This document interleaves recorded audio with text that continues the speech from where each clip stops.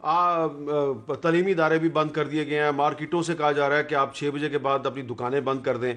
तो ताजर बरादरी भी नहीं मान रही और अपोजिशन भी नहीं मान रही। तो आप के ख्याल में ये मुनासिब है कि कल पार्लिमानी लीडर्स का जो इजलास है उसमें अपोजिशन जाएगी नहीं? तो अगर जाएगी नहीं तो बात ही नहीं होगी। शुक्रिया हामिद भाई। एहसन इकबाल साहब ने काफी तफसील से सारी सूरत हाल बताई है आपको, और उन्होंने ये दुरुस्त कहा है कि कल की जो अपोजिशन की, जो स्पीकर ने अपोजिशन मीटिंग बुला रखी है, उस मीटिंग का अपोजिशन ने बॉयकॉट करने का फैसला किया है। पाकिस्तान पीपल्स पार्टी भी उसमें शरीक नहीं होगी। ये एक मुत्तफिका फैसला है जो लिया गया है, और शायद अभी थोड़ी देर में उसकी अनाउंसमेंट भी कर दी जाए बाज़ाब्ता तौर पर। लेकिन सवाल ये पैदा होता है मीर साहब के हालात यहां तक पहुंचे क्यों? अच्छा। अपोजिशन इतना एक्सट्रीम स्टेप्स क्यों ले रही है?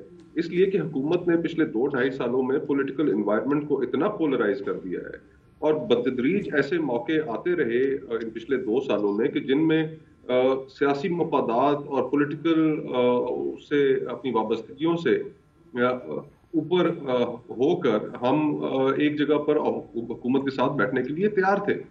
पाक भारत कशीदगी हुई, उसमें हम बैठे, उस मीटिंग में शरीक हुए, लेकिन वजीर आजम ने उसमें आने से इनकार कर दिया। हत्ता कि फिर वजीर आजम की गैर मौजूदगी में चीफ ऑफ आर्मी स्टाफ को ब्रीफिंग देनी पड़ी तमाम पार्लिमानी रहनुमाओं को, अपोजिशन लीडरों को उस सूरत हाल में। फिर उसके बाद इस्लामाबाद पर आपको याद होगा कि एक सियासी जमात यहाँ पर पहुंच गई, फतवे लग गए, चीफ जस्टिस के ऊपर फतवे लग गए, चीफ आर्मी स्टाफ के ऊपर फतवे लग गए। बिलावल भुट्टो साहब थे जिन्होंने कहा कि कदम बढ़ाओ इमरान खान, हम तुम्हारे साथ हैं।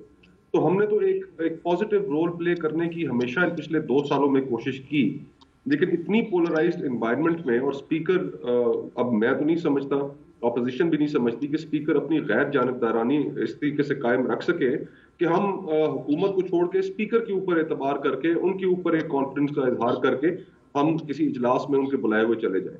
तो अब तो ये सूरत हाल एक्सट्रीम्स पे चली गई है, और इन एक्सट्रीम्स में एक ठीक है, मॉरल एथिकल रिस्पॉन्सिबिलिटी जरूर है, उससे हम किसी भी सूरत इनकार नहीं कर सकते। लेकिन फिर उसमें हमारे सामने दुनिया में ऐसी मिसालें मौजूद हैं, जिस तरह अमेरिका में आपने देखा वहां पे हाईएस्ट जो इन्फेक्शन रेट है और फिर डेथ रेट भी हाईएस्ट है अमेरिका में। लेकिन जब वहां पर जॉर्ज फ्लॉयड वाला वाकया हुआ तो पूरे स्याह फाम और पूरा अमेरिका बाहर सड़कों पे था, उन्होंने किसी चीज की परवाह नहीं की।